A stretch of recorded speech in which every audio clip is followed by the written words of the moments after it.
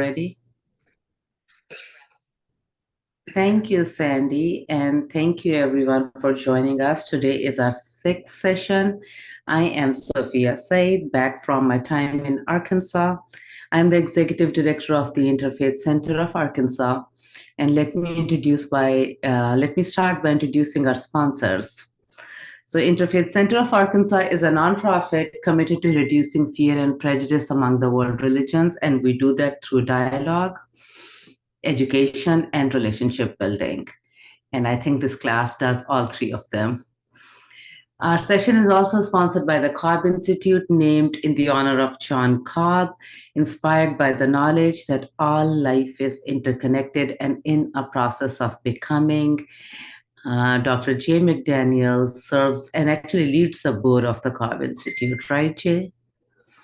You're the board chair, right? Yeah. Yes. Okay. Now also process and faith. Okay,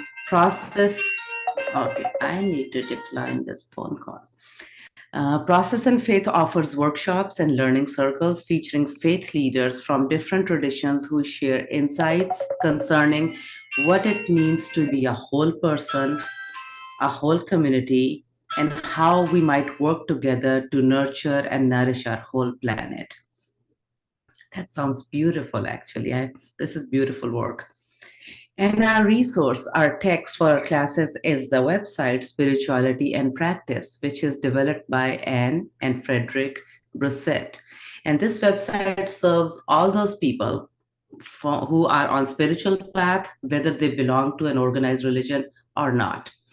And our moderator is Dr. J. McDaniels, who does not need any introduction. He's not only moderator, he's our teacher.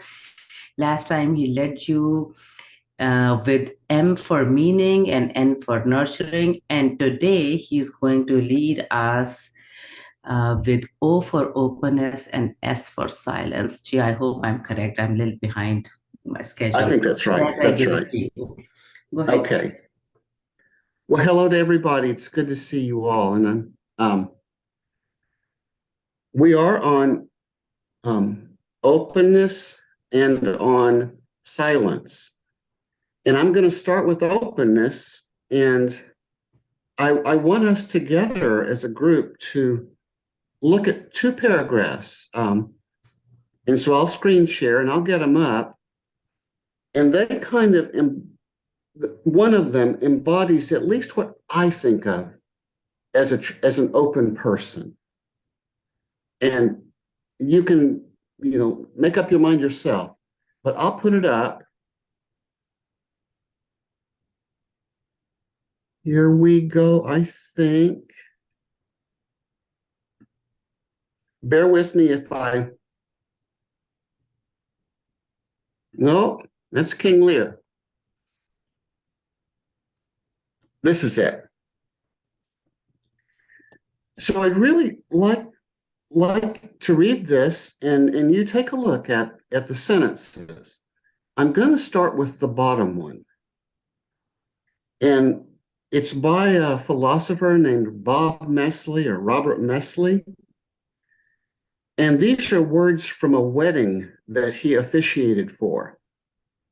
And in officiating for the wedding, he said to the couple the following. He said, I'm a philosopher. Let me tell you a great secret of life. Jay, I'm sorry to interrupt, but we are still seeing King Lear on our... Are you really? Yeah. No, you're kidding. No.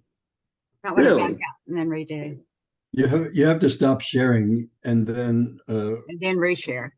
Resharing again. Would you rather hear about King Lear? Okay, let's give this a try.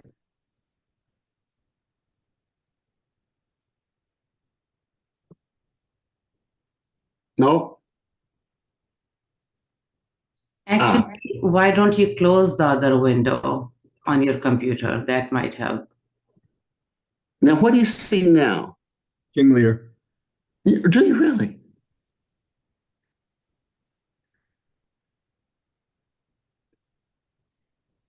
I'll try one. Okay, now how about now? A soul with size. That's it. Okay, so the paragraph on the bottom was given at a wedding, and I'll just read it. And then we really want to focus on the one on the top. But it goes like this. I'm a philosopher. Let me tell you a great secret of life. A soul is not a thing. It is not something which stands untouched by the events of your life. Your soul is the river of your life. It is the cumulative flow of your experience. What do we experience? The world, each other. So your soul is the cumulative flow of all your relationships with everything and everyone around you.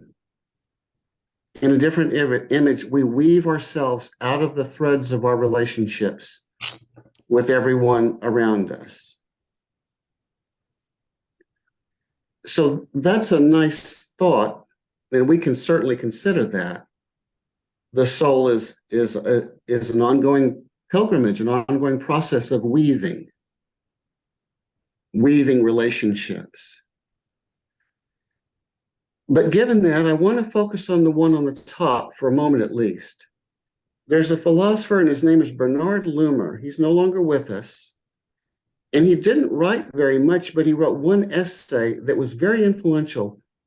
And he called it A Soul with Size.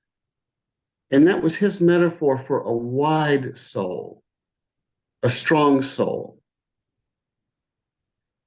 And here's what he said.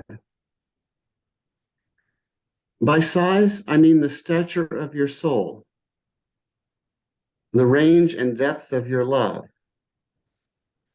your capacity for relationships.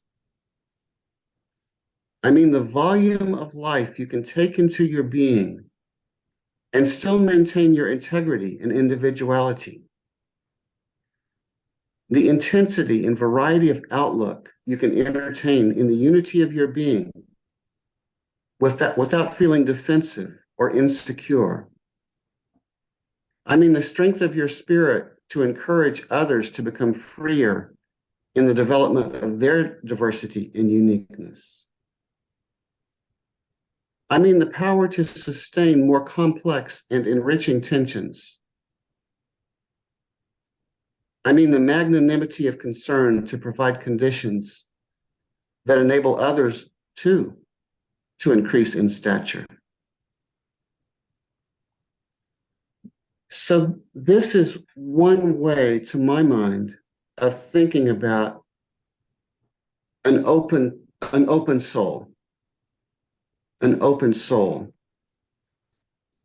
And just take a note again, and then I'll unshare the volume of life you can take into your being and still maintain your integrity and individuality.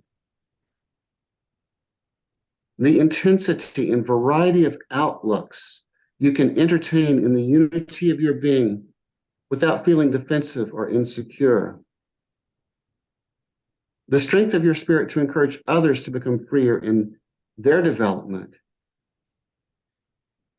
And the power to sustain more complex and enriching tensions. The magnanimity of your concern. So, first question, are there any of those phrases that leapt out for you and you just thought, you know, for me, that one's really important? Or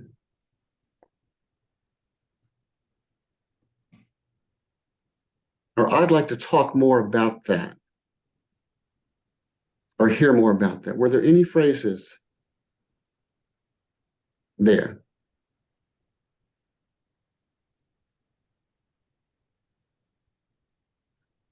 Viv, and then Dan. Viv, you're muted. Yes, thank you. That last line that I can't see right now. Yeah. But the reference to helping others to attain their stature is really reminiscent to me of Robert Greenleaf's talisman for what is a servant leader. Hmm. One who helps others to attain their wholeness. He says autonomy, but I'd go with wholeness rather than. Mhm. I love that. And the word he used there was magnanimity of concern. That was the magnanimity of your concern for others. Right, but the after the magnanimity, Right, and there's the piece that links me to right. and puts me in the context of rather than and solo. Hmm. Yes, yes. Thank you, thank you. Dan, a phrase. I like that phrase. I can't remember the exact wording, but the idea is of being open to a wide range of views and being able to tolerate tensions. I think both of those were beautiful. And I Yeah. think what helps us in that state is living in a world of possibilities where my views, my beliefs are possibilities. You can consider them, but you don't have to adopt them. Your ideas, your views, your beliefs are possibilities, and they enhance and inform what I understand as we share. It's like if you could imagine truth being contained within a circle, you can diagram our understanding of it, and it doesn't incorporate all of it. Mhm. And you can diagram the understanding of others, and there'll be some overlap, and there'll be some things you understand that I don't understand, but it's all true. And Mhm. as we entertain possibilities, our understanding then expands to incorporate more of the whole. That's what came to me. Thanks. Thank you. Yeah. Anybody else? A thought that comes from any of that?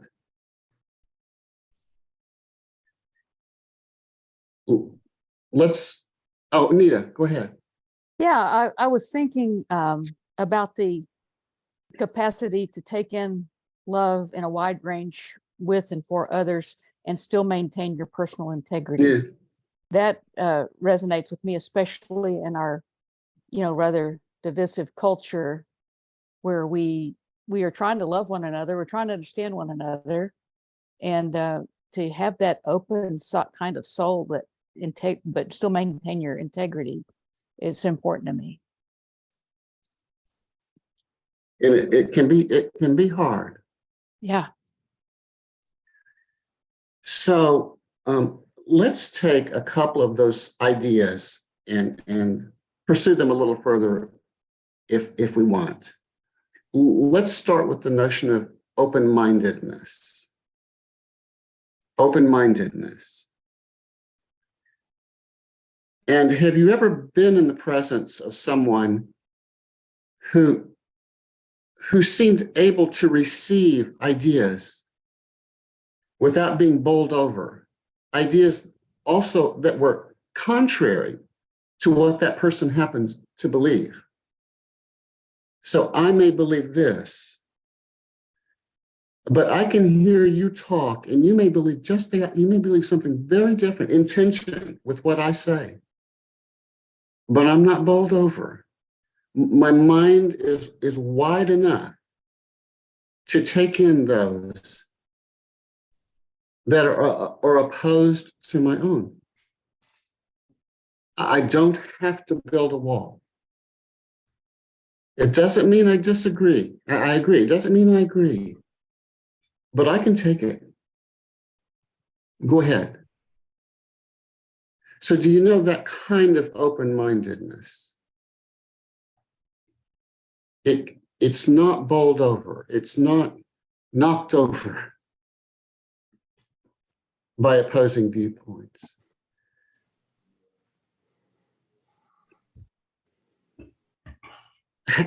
Question to all of us, if you think that's a good quality, how do we grow into that? Or have you ever grown into that? And how did you do that? What happened in your life that you became able to take more into your own mind and heart than otherwise you could, including opposing points of view. Alan. Well, this is a big one for me. I think I first learned from you actually how important open-mindedness was, and then further pursued that in my PhD studying diversity issues, and learning a lot in that process, a lot about my own privileges, a lot about all different types of diversity. And the open-mindedness is, I think that acceptance is something that often goes along with open-mindedness. I'm constantly thinking about the LGBTQ population, and I've really enjoyed learning from the people in this group, and the one of the things I tried to learn more about the Baha'i faith recently, as some of my and part of open-mindedness is learning about other things. And I was tremendously impressed with how they treat diversity issues within their faith, and yet at the same time, for those who are committed to the Baha'i path, there's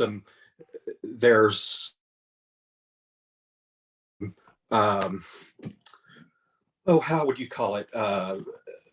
There's not quite as much acceptance of LGBTQ issues, and it's a defining feature of our current environment. I mean, certainly the split within the Methodist Church revolves around this issue, and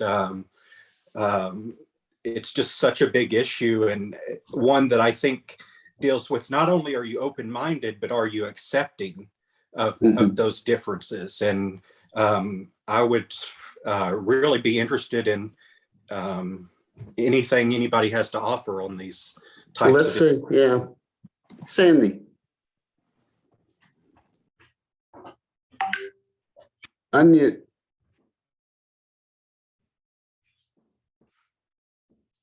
Still muted. Yes, I know. I'm trying to get my spotlight up. It's not letting me spotlight. There it goes. Okay. I could spotlight everybody but me. Well, being a United Methodist, about 15 years ago, the United Methodist Church came up with a slogan that was open hearts, open minds, open doors. And a lot of pastors really ran with that. And right after that is when we started seeing pushback within the church.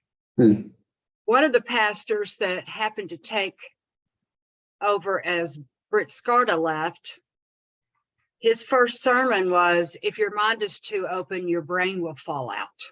And being open is a conscious choice. Is almost a defensive. When someone said being more open, they got very defensive, some people within the church. And here we are today, one side or the other. But I was also listening to NPR yesterday, driving home from work, and there's a program that's going to be on that's like, what would you say to yourself? Which is more important, yourself or others? And this person said, well, of course, me. I mean, I want to see myself in the future. And that person brought up, who you are today is not that person in the future. You're going to make choices within your mind, with actual choices to be more open, to be more closed, to be more accepting, to be more rejecting. And I've seen that over years of people that I thought that were wonderful. And I still think they're essentially wonderful people, but they have chosen to close down their minds. And when we were 20 years ago, I felt like they were just the most open, wonderful people. But I've seen over years closing their minds down has made them into something else. So being open, I think, is an essential part for our soul to grow. I think that's the essential thing to open up, not just say open our soul, but open up our whole being. That's all I say about that. You know, Nita just added a comment. Thanks, Sandy. She said open-minded. Nita, you say it. Go ahead. But I just said from my way of thinking, open-mindedness is more possible for me if the basis and sort of root bed of it is based on kindness. If kindness is at the heart of it, it's more possible for me to be open-minded. So are there some things, and I'm really thinking moral things, you know, if somebody thinks the earth is flat and I think it's round, it doesn't ruin my day. Okay, you know, I can take that in. But there can be moral issues that I don't know if I can. And I don't know if I should. I don't know if I should. So do we want to draw a distinction maybe between non-moral issues, lifestyle issues, that kind of thing, and moral issues? Or do you want to lift up openness as kind of so important, it's just unqualifiedly a thing we should strive toward? Any thoughts on that? That's a very important question, Jay. I think I do struggle with that a lot. Firstly, I don't think, and I've always wondered, I don't know if openness is a gift given to us from God, or if it's a skill or an ethic that we can develop with time. Because I remember even when I was young, early teenage years, I used to be very curious. I was always very curious about other faiths and other religions and other experiences. And I remain the same. But I've also, like Sandy said, it's a choice. I've also made that choice that I will continue to remain curious and continue to expose myself to different kinds of experiences. I look at it like that we should have an open house in our heart for all people and all things, and we should be receptive towards the universe. So if I have to use one word for my religion, I call it a religion of openness, open to ideas, experiences, people, world, open to the sacred. But I also think that, of course, we have to draw a line somewhere. I'm open to all religions. I'm open to all experiences. But do I accept somebody from KKK who's being oppressing others? So, these questions, this is something that I have struggled with too. One thing which I think has helped me through my interfaith work is, number one, exposing myself. So I'm not ever afraid of experiencing different people's lives and religious experiences.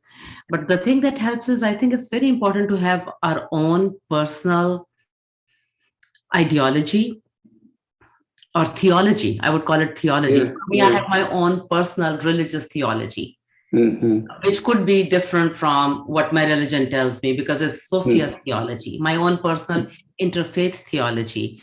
There is a very beautiful verse from our prophet, a tradition which goes, Man arafa nafsuhu faqad arafa rabbuhu. To know yourself is to know God. So I think it's very, very important for us to know ourselves, who we are as a person, as an individual. What is our ideology? Where do we stand? Where do we belong? And after that, when I start opening myself up to everything around me, it becomes just so beautiful, and I don't feel threatened or insecure because I know who I am, and I'm willing to open and change and evolve with them. But it takes that insecurity away from me, even when I'm in experiences that I totally disagree with, but still willing and able to be nourished by them without accepting them completely.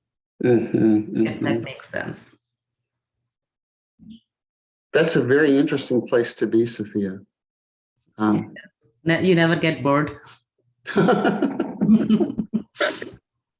Okay, well, a final question on openness.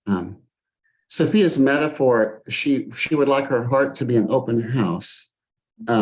Is that right? Oh, and Greg notes, I wonder if it's healthy curiosity. I do think personally, Greg, I'm so glad you and maybe Sophia, somebody else mentioned curiosity too. That's a kind of unrecognized virtue. You know, and it's a good one. You're just curious. And so we should add that to the alphabet. C is for curiosity. Sophia, in the open house that you would like your heart to be, and probably many others of us as well would like that. One of the phrases in that paragraph was, a person is open to the extent, and I'm going to call it up on the chat so I get it right.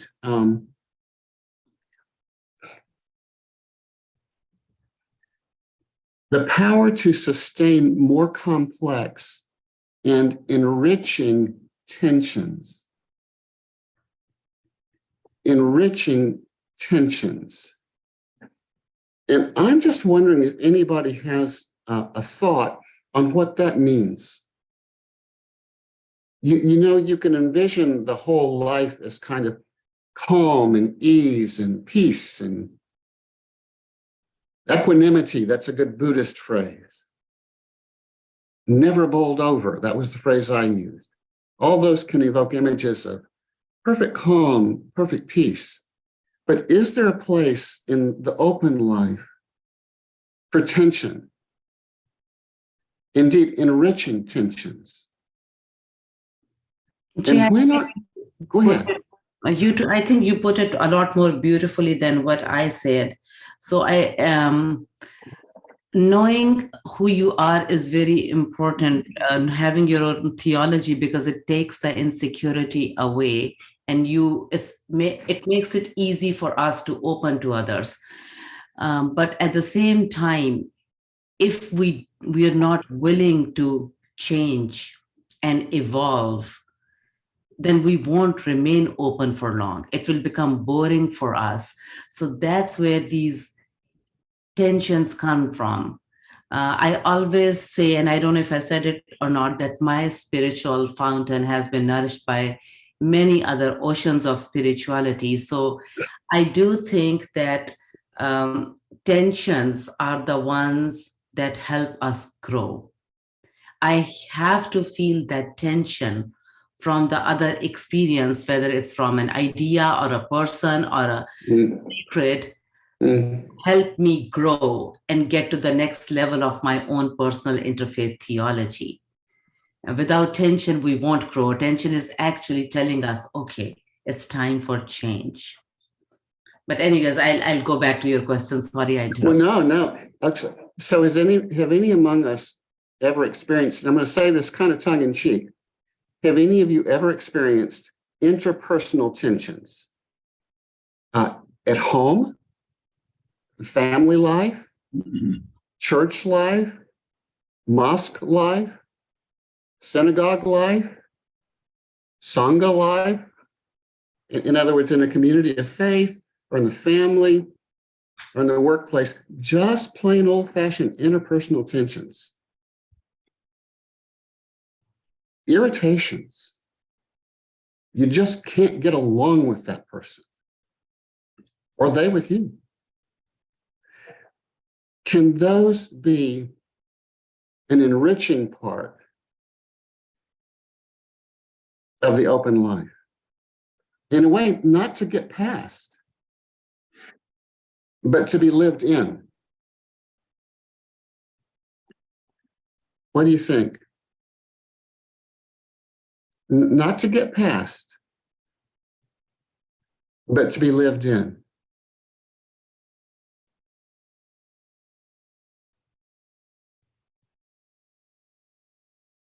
Nita? We have two people with raised hands. Nita and Dan? Okay, sorry, yes.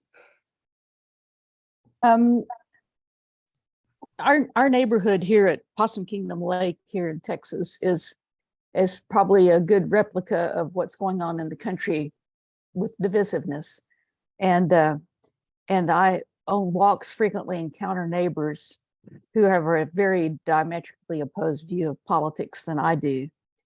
And no matter what sources I give, no matter what sources they give, we're not going to come to that agreement place.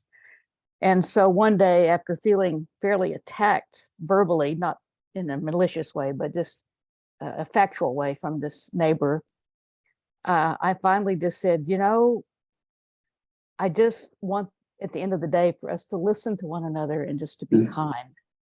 And he huffed away and he said, well, it's not personal. It's, you know, and I said, well, it kind of feels personal. Later that day, they called me from Sam's and said, you know, I found a big box of solar lights. I know you're looking for those for your driveway. And they're only $20. Can I bring you a box? Mm-hmm. And I said, that would be kind. So I love what the disciples of Christ do, which is to say, we need to focus on more what unites us than divides us. And that's helped me a lot to try to pave the way for understanding and kindness. And this same neighborhood has just buried one of our neighbors who had multiple myeloma. And at the end of the day, everybody came together in love and supported this family. And it didn't really matter so much about all the other stuff. It's still there. There's still differences.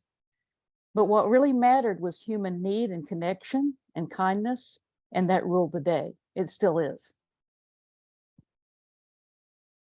Thanks, Nita. Dan. When I lived in North Carolina, I was leading a 10-week community program called the Institute for the Healing of Racism that brought Black and white folks together to explore different aspects, bigotry, unaware, etc. And I became aware of my false pride in having been raised to believe there's only one race, and that's the human race, and have friends from my childhood who were Black, Indian, Asian, Latin, that I had gone quite a distance eliminating prejudice. But there was one fellow in the class one time who was vehement that every white person is a racist. Every white person, you can't grow up in this culture without being exposed to and believing a subtle sense of superiority. And it took a lot to be open to that and even draw him out and ask him to give some examples. And so he actually used something that I had used as an introduction that was patronizing. And I didn't realize it. And it was tense. But as I thought about it, you know, I really agreed that this was a part of my unaware racism. And that I had to be open to the feedback of others in order to learn. And just another quick example, when I lived in Africa for 6 years, from 80 to 81, I was a consultant to the Ministry of Health and Social Welfare in a little country called Bophuthatswana. A delegation of co-workers came, and this was a country that was 98% Black African. And they came to me and they said, Mr. Reimer, we've been asked to talk with you. And I said, well, fine, please come sit around my table. And they said, we've come to believe you're a decent enough fellow, and you just don't understand how you're hurting people's feelings. And I said, well, I certainly want to know about that. They said, well, it's your humor. It seems that whenever you make a funny, it's at someone's expense. And when I thought about it, I realized that as I was growing up, my father teased us incessantly, and he couldn't wait for us to tease him back. That was just a part of the system. But there it was a hierarchical society, and there was not the capacity to tease back, so to speak. Yeah.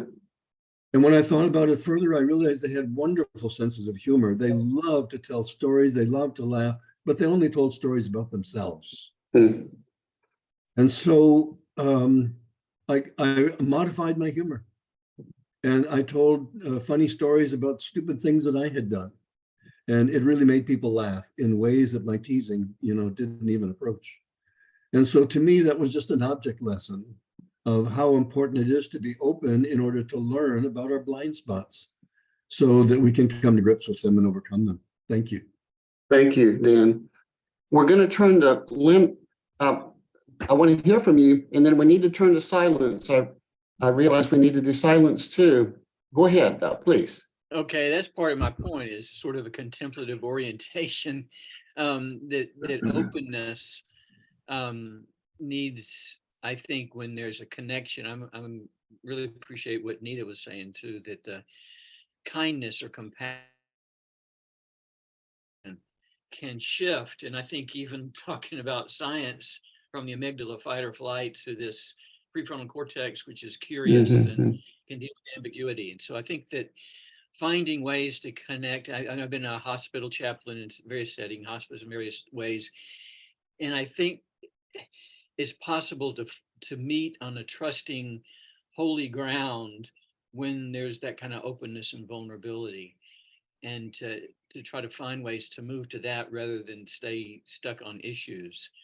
I think there's a lot to learn still. And our daughters are teaching us, a 22 and 24-year-old, about microaggressions and how systemic things that are already part of a cultural norm can, like you were saying about the jokes, sort of what things are not really funny for some people, and how to learn about that. But to me, the bottom line is, how do we connect with compassion, kindness, and that silence, I think, is an important part of that. Next, just real quickly, I want to say, Nita, I didn't know you were at Possum Kingdom. I'm in Fort Worth. We need to get together and talk about owls. All right. Thank you, Lynn. So let's go to silence. It's something that probably is important to many of us. And I'll put something up for us to just think about, but then let's just talk about it. So I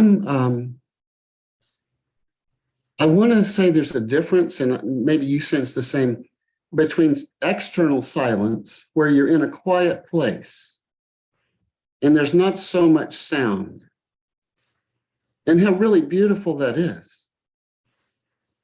When you're in a mosque praying, doing the prostration, and there's a quietness outside.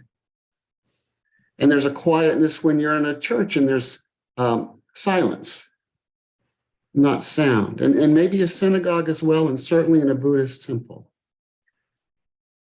But external silence is one thing and a beautiful thing, and then there's internal silence.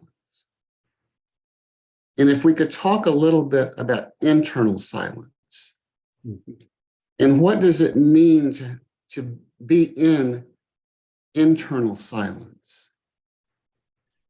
And if we could get a little honest here too, I don't know about you, but I know about me. My mind is a chatterbox. My mind is extremely busy.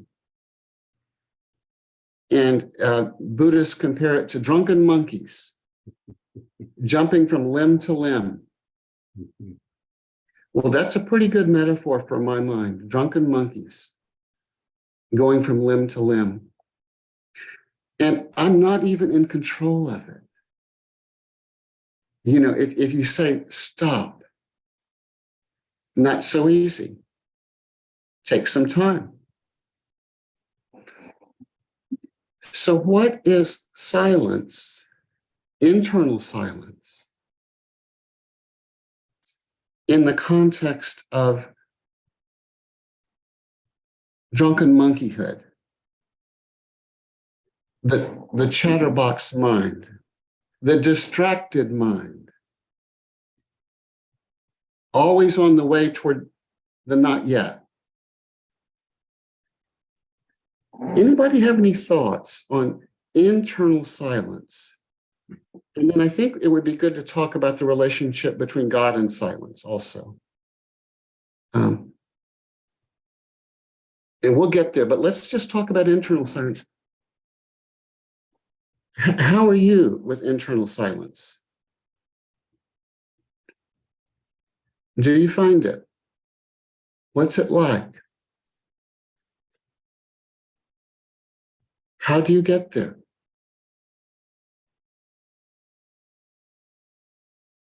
Steve.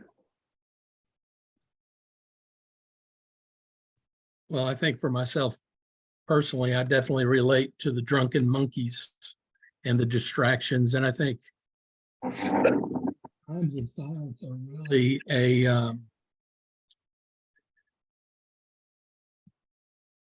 first of all, it's moments of silence. Mm-hmm. There may be a moment of silence within an hour or 2 moments, and they're very brief, but what happens is I become more aware of the monkeys that I was unaware of. I become aware of the distractions that are constantly pulling on me. And so it really is just the practice and the time that allows me to, even though the silence is only for a moment, it's like the awareness becomes a part of me for the rest of the day, for the rest of week, maybe for the rest of my life.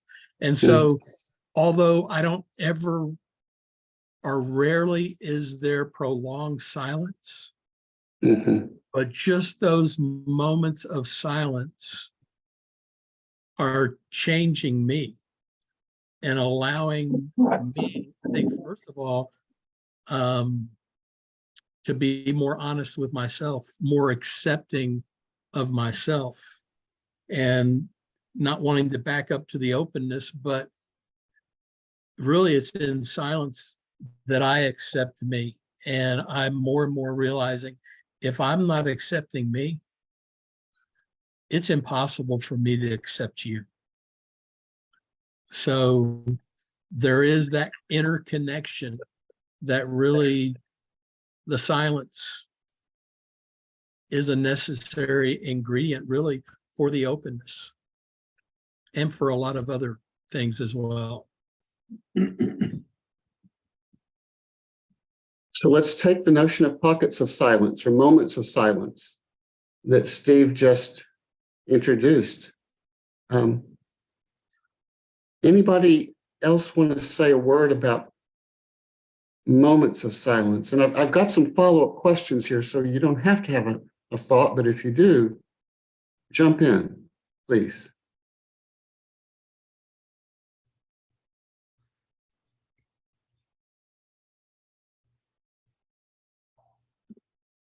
Ellen is on the, Oh, does Ellen have a comment?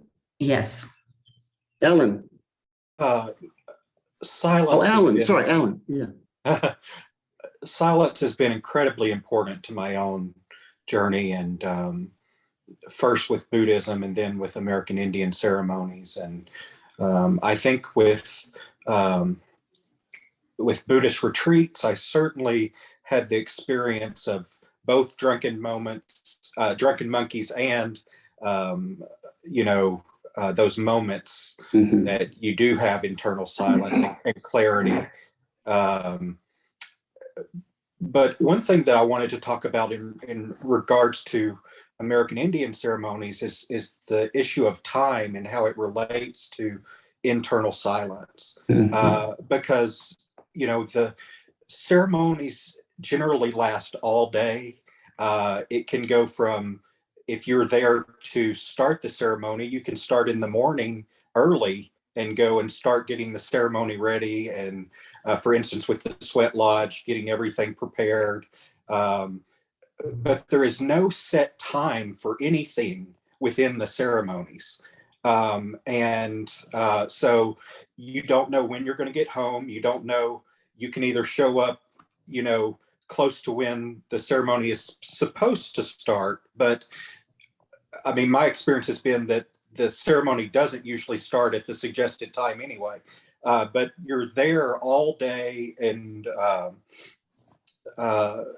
other ceremonies also have that quality. But the thing that I experience is when I'm in a state of not looking at time whatsoever, that I'm able to find being in the moment and internal silence more easily. So I just wanted to add that. Thank you.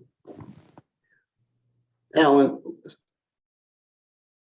I'll mention three things that we can think about in light of what Alan and everyone has said. One is the relationship between internal silence and our bodies. And I'll be even more specific, our breathing. So I'm a Zen meditator myself, and I sit in Zen meditation 20 minutes a day, as best I can, sometimes 30, and I miss a whole lot of days. But the theory in Zen meditation is quiet body helps facilitate quiet mind. And so if you sit in a certain position and you keep your back straight and your shoulders relaxed and your eyes half open, and you just try to follow your breathing. And when you get distracted, when one of those monkeys attracts you, you try to go back to your breathing. And it's very, very, it's not easy to do. But you do it as best you can. And in a way, you're breathing. Your body is your guide. It's your savior in a way. It frees you a little bit from the chatterbox mind. And this has always made me curious about forms of religion that involve, for example, prostration in the Muslim tradition, kneeling, doing something with your body that helps center your mind, at least for a moment.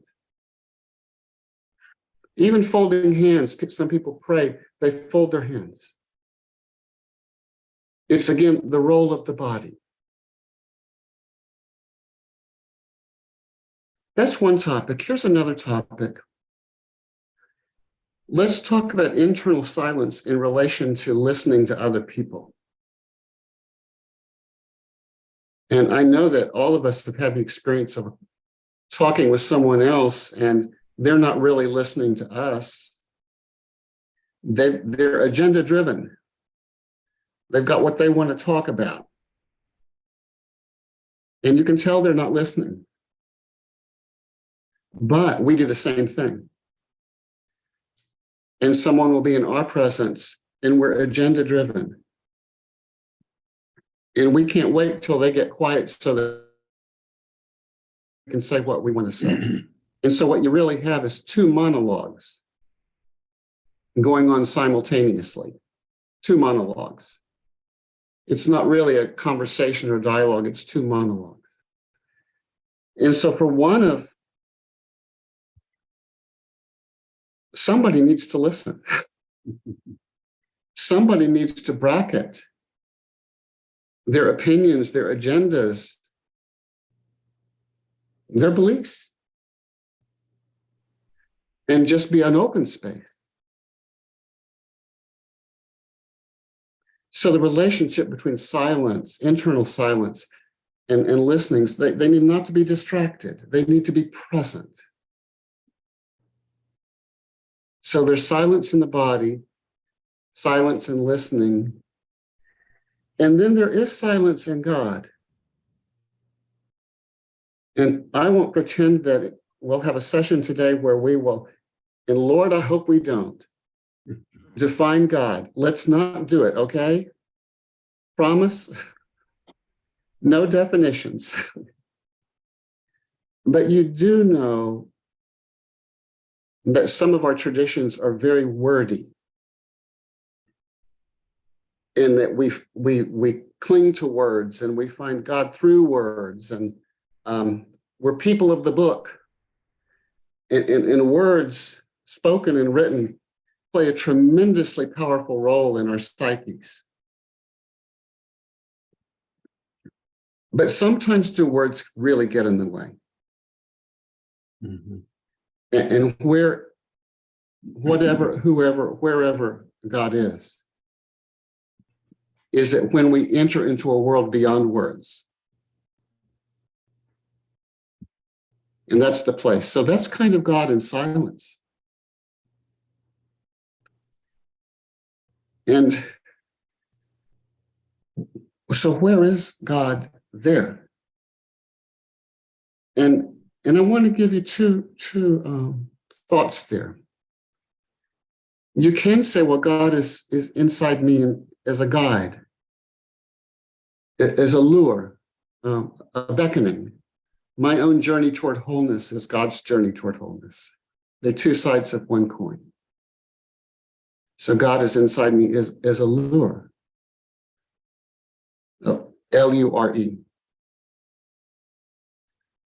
Another way, though, is as a companion, a fellow sufferer who understands.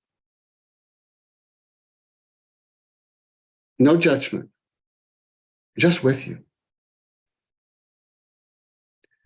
So there, I guess I'm suggesting those are two places that people, and I myself, can find God in silence. So body, listening, God. Any thoughts? Lynn? Yeah, I really appreciate the way you have framed this. It really stirs a lot. I want to just say a couple of things quickly. Some of you know that I had cancer as a kid. And through that experience, I became somewhat disembodied because there was so much, I mean, it was trauma. You know, there was trauma there. And I was too weak to go to school, but I could go lie down in the backyard. Mm. And there was an awakening to the present moment, being aware of nature in a way that I experienced an internal shift that I was part of something much bigger. And I became aware of, in a sense, letting go of the monkey mind, not all the time, but just being aware of what was going on in this community of birds and Mhm. trees and all of the senses, and how that helped me to discover, as Thomas Merton and Parker Palmer talked about, there's a hidden wholeness underneath Mhm. the Mhm. struggles. So that for me, one of the important things is the embodied awareness Yeah, that's interesting. in the present moment. Thanks, Lynn. Yeah. The other thing, real quickly, I think that silence in our time, where there's really listening and the dialogue, like you were saying, instead of what am I going to say next? I'm not really listening. Yeah. That kind of silence and intentional listening can be maybe one of the most prophetic things that we have in this time. We have scripture That's that right. there's a lot of prophets who have said important things. I think it may be silence and listening from that place may be the most prophetic in our time. Mhm. That's great. Thank you. Anybody else would offer a comment or a reflection?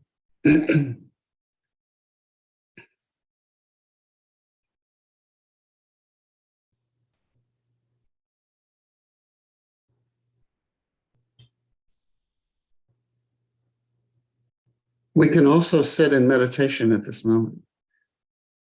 That would be in keeping. But we can do that afterwards too. Jay, let me, if there is nobody else commenting, then let me add a few things from my own Please do. profile. I do have a practice of silence which has changed and evolved through time, based on what my spiritual mentor has guided me. And what I have learned is that, number one, And I said that before, man arafa nafsuhu faqad arafa rabbuhu. We really need to understand and know ourselves and connect with our own deeper self. And that has helped in silence. My practice of silence is supposed to be a couple of hours every night, and I don't do that. It's very, very hard. We all have that monkey brain which jumps from branch to branch and doesn't let us sit in peace. And we rarely get moments of silence, even if we sit for hours. But that practice of silence is what has helped me connect with my own self and also help me heal whenever I'm suffering from just exhaustion or resentment or anger. Most of my healing has happened in silence. So, secondly, after connecting with myself, I also feel that silence helps me connect with the universe around me, the rocks, the trees, the squirrels, the stream, the water, God, and also helps me connect with God. And in fact, I can't hear God mostly when I'm praying, which I'm supposed to. I only hear God when I'm in silent meditation at night.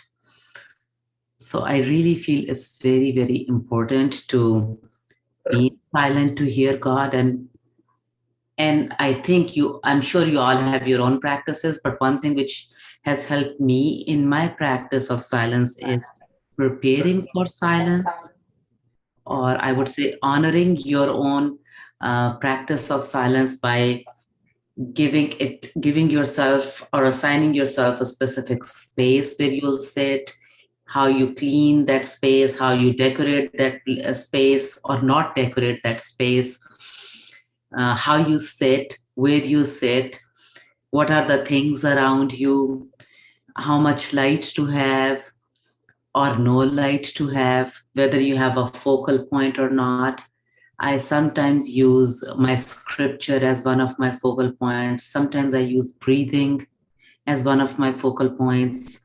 I'm sure many people use a flame or a light as a focal point. But the bottom line is just honoring that practice by giving importance to every single thing about around that practice, even your own body. I mean, I wash myself, clean myself, and a specific garment to wear. That also helps because we should prepare for silence before we enter into silence. That really helps calm the brain down. Um, and one more thing I'll add. I do feel that silence is a prerequisite or maybe a precursor to spiritual growth and receiving God's gifts. It has given me strength. In fact, every single time I've had a big assignment, a spiritual assignment given to me, I was told to add more silence to my silence practice. When I started working on the mosque project, my spiritual guide told me that I need to practice more silence before I start working on this project because silence allows you to grow in your wisdom and gives you strength. So anyways, these are a few things from my practice. And if somebody has a comment, let's take it. Otherwise, I'll close with a poem shortly. Going back to you, Jay. And just a few thoughts to close with. In the Buddhist tradition, we do practice alone, but we also practice together. And I think we find that when we sit together in silence, there's a power to it that's very important. There's almost osmosis,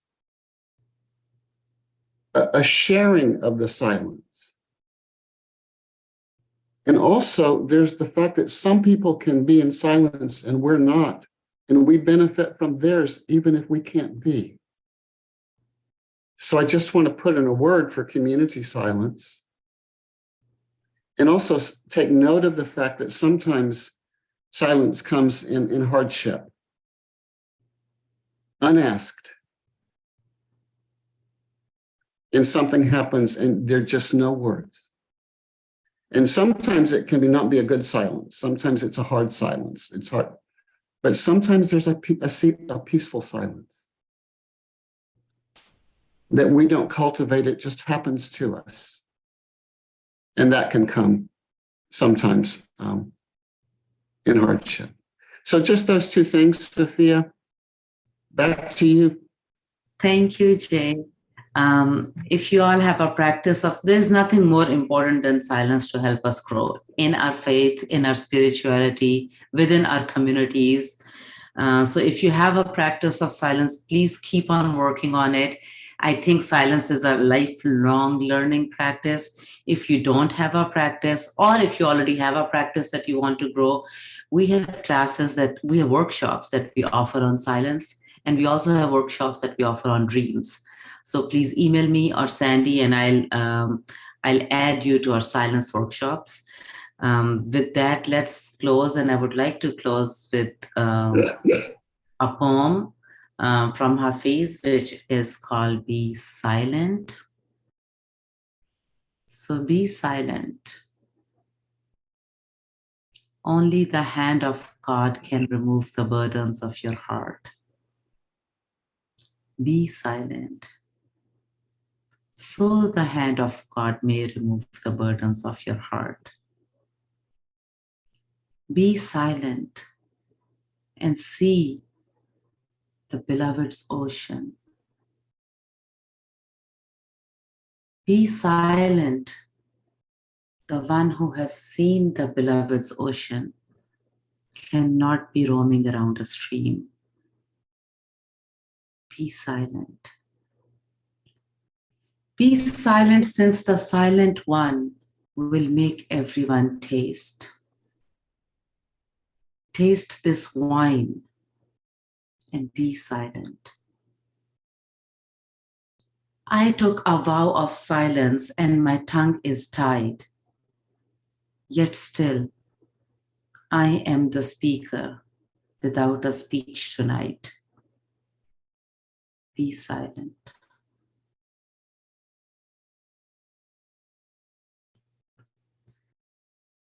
We will see you all next Wednesday with J for justice and P for play.